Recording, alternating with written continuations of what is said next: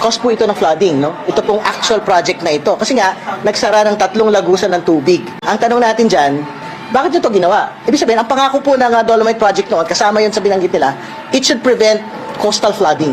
Ang tanong natin ngayon, sabi nyo coastal flooding, pipigilan nyo. Bakit naging sanhi bigla ng flooding po ito pong proyekto na ito? Absolute accountability po ito. Kasi, una, the Dolomite Project was never in the NEDA master plan.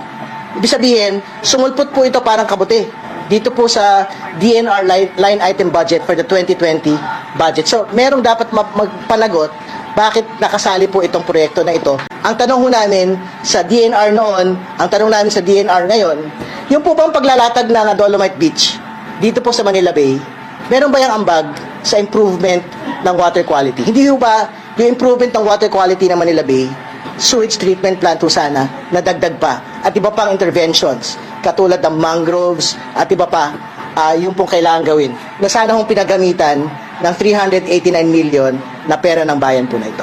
We have to make a determination today kung talaga ba nga dapat ginawa po itong proyektong ito noon. Katulad ng binanggit ko, it is supposed to be in line with the Supreme Court continuing mandamus to rehabilitate Manila Bay. It does not contribute to bettering the water quality in Manila. Basically, it was a cosmetic intervention, nothing else.